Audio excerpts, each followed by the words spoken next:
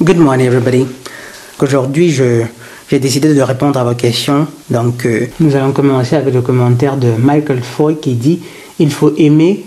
Là, il écrit sous la vidéo « Pourquoi est-il si important de s'aimer ?»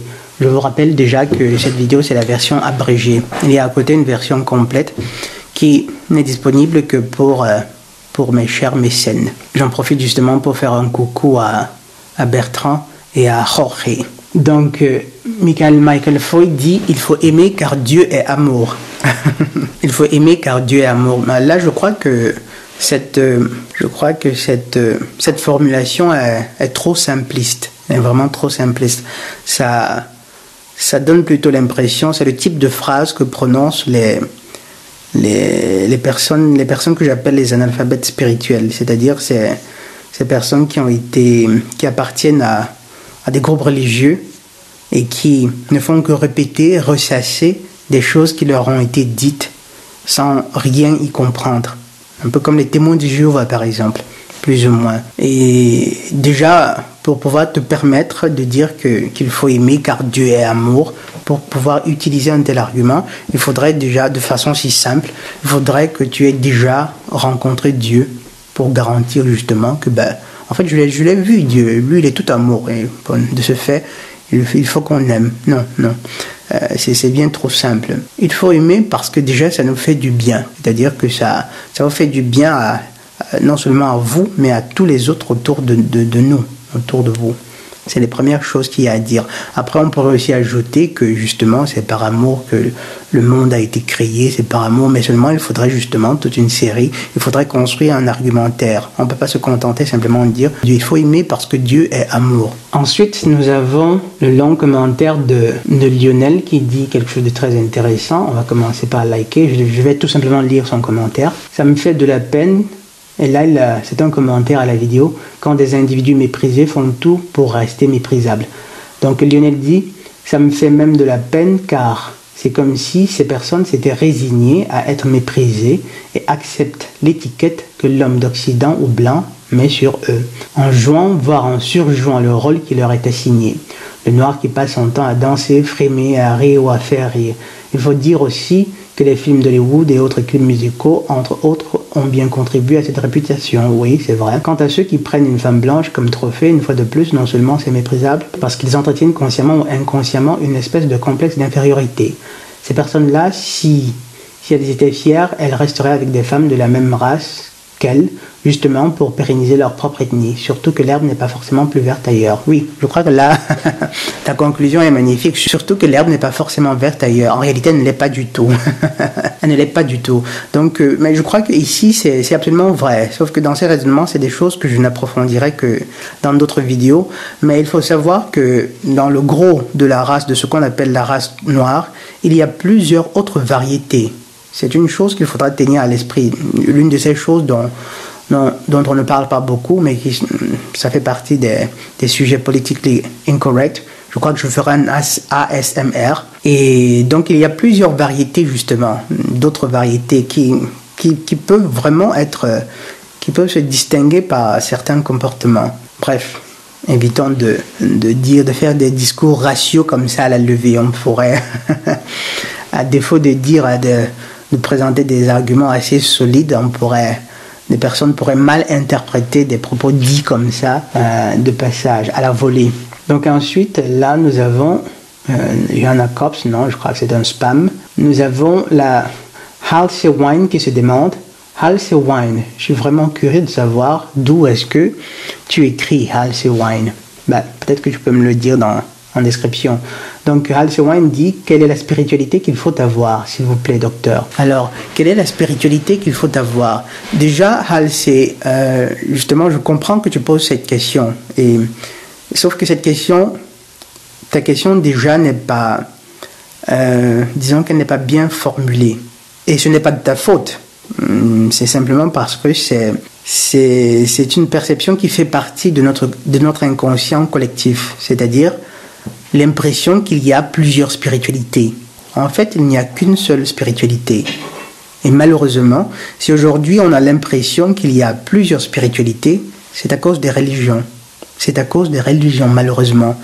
comme je vous ai expliqué certaines fois, l'une des choses que fit le Seigneur ténébreux était de diviser les hommes à travers la religion en s'assurant que chacune d'elles reste avec comme un petit morceau de la spiritualité ultime, de la spiritualité réelle, parce qu'il ne peut y avoir qu'une seule spiritualité.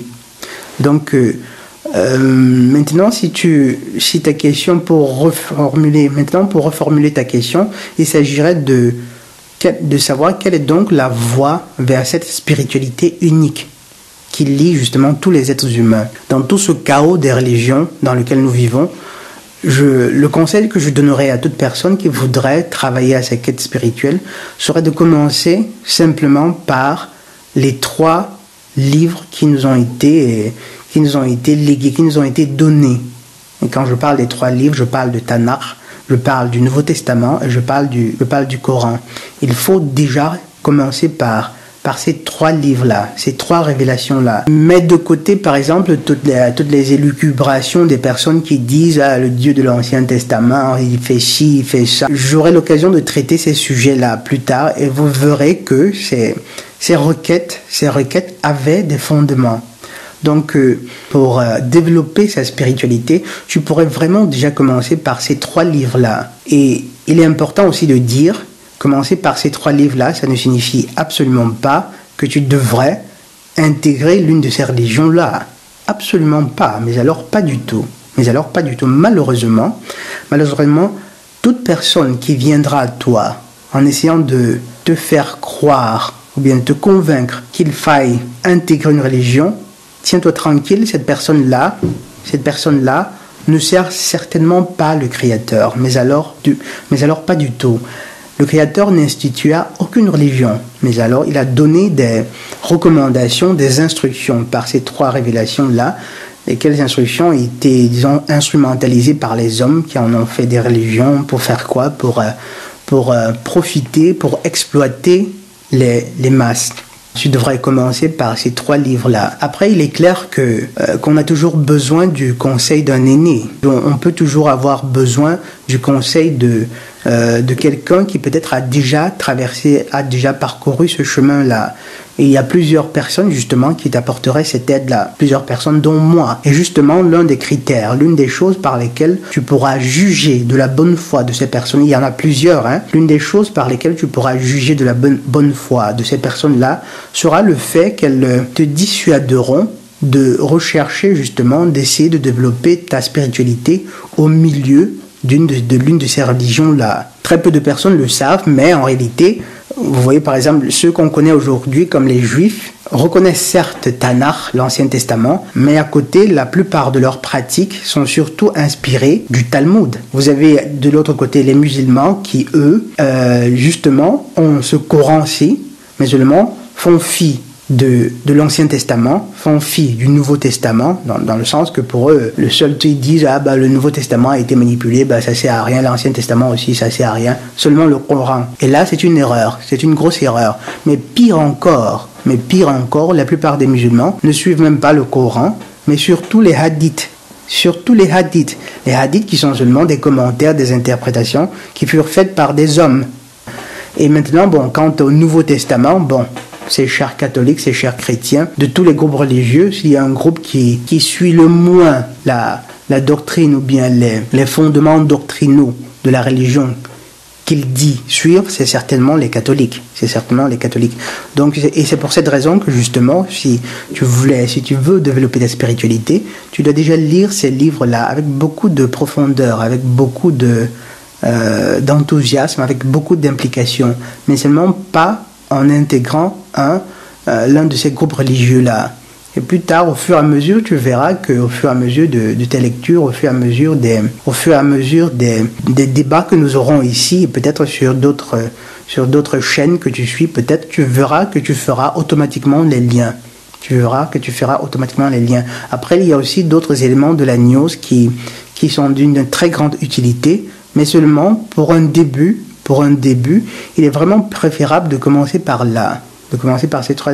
Si tu te mets par exemple à plonger dans certains écrits de la news et tout, il y a de fortes chances, à moins d'avoir une rectitude morale très très très développée, tu pourrais être tenté justement de passer du mauvais côté de la force. Bref, c'est ce qu'il y aurait à dire. C'est le conseil que je te donnerais à lycée. Ensuite, nous avons un autre commentaire de Omar Kamara. Merci beaucoup Dr Rondo pour cette vidéo. You're welcome.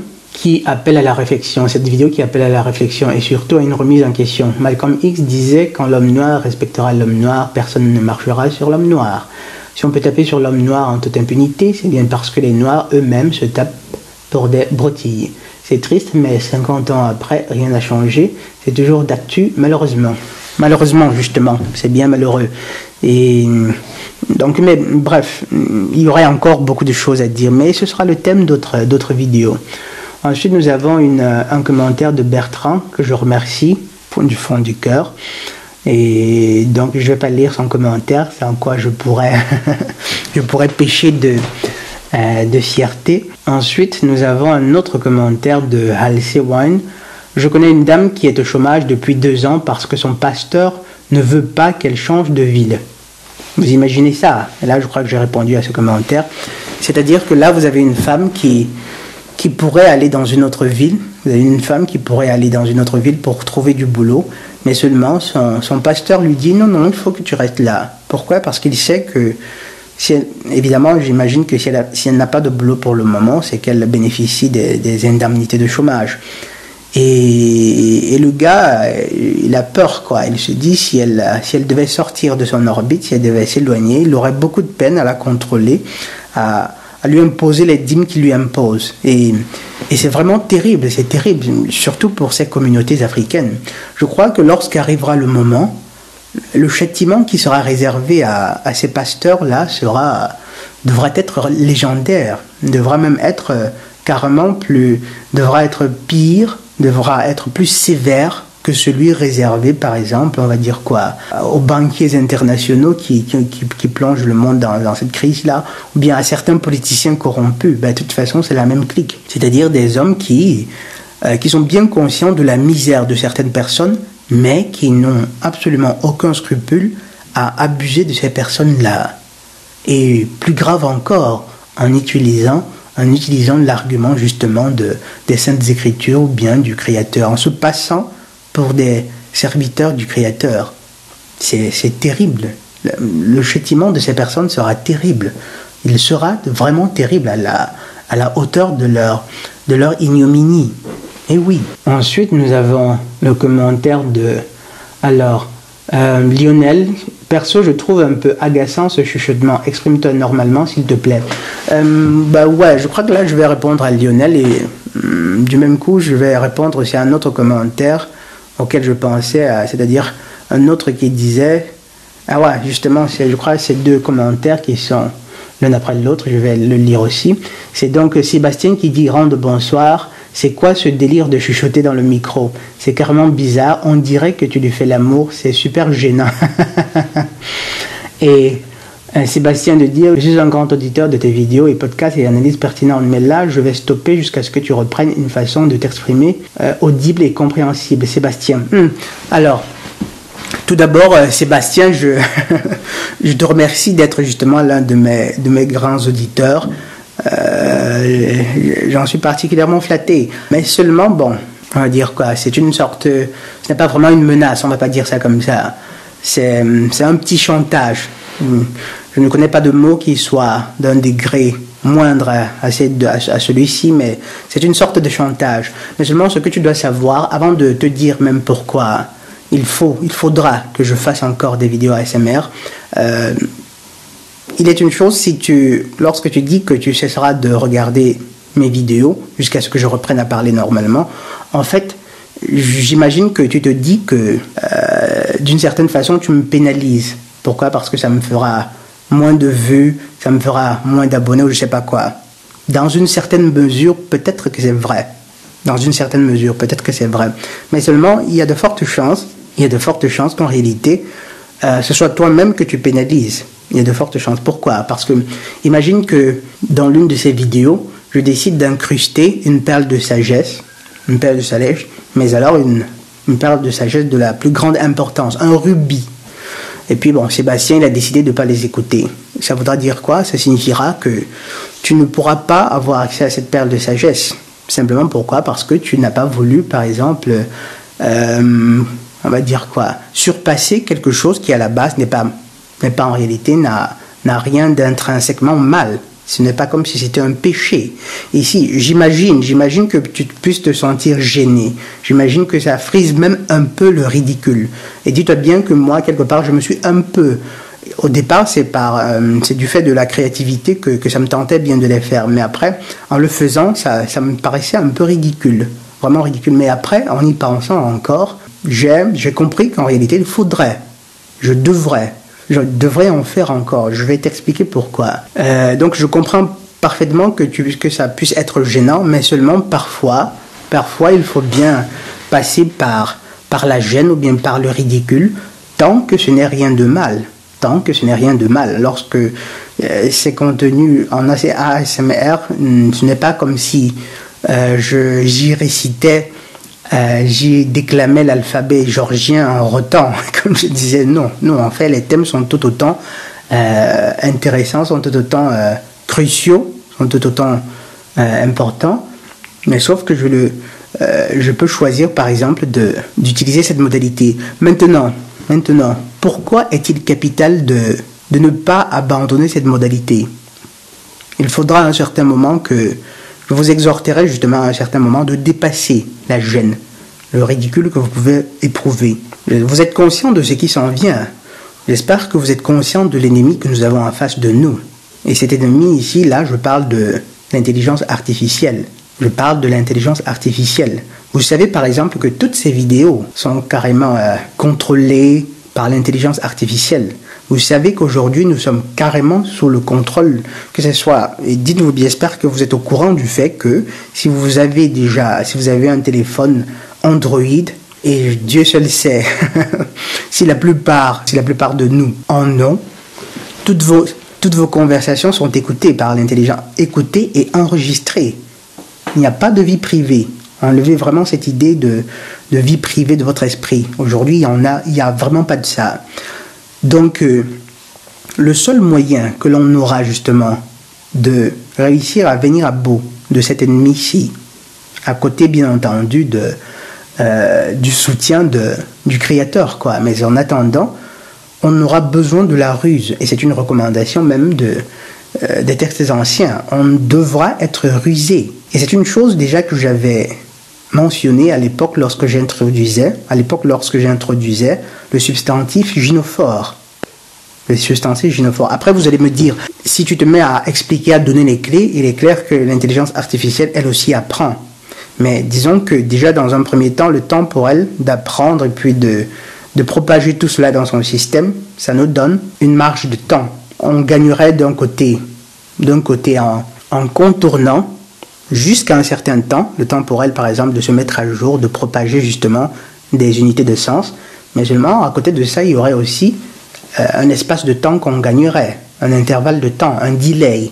Vous savez, parfois, le destin des destins peuvent être un laps de temps, une seconde, une fraction de seconde peut être déterminante dans le destin d'un individu et parfois même d'une nation, d'un peuple. Et donc c'est avec cela à l'esprit, et donc c'est avec cela à l'esprit qu'à l'époque je parlais justement de la nécessité de redéfinir l'essence de certains mots, d'en créer d'autres, et aussi justement d'adopter d'autres modalités qui nous permettront justement de contourner l'intelligence artificielle. Et justement, les chuchotements sont un moyen par lequel on pourra contourner l'intelligence artificielle. Pourquoi? Parce que elle doit déjà gérer, elle en a les capacités, elle doit déjà gérer justement toutes les langues du monde, toutes les façons de parler des individus et de nombreuses autres variations qui peuvent être liées à l'idiosyncrasie de chaque individu,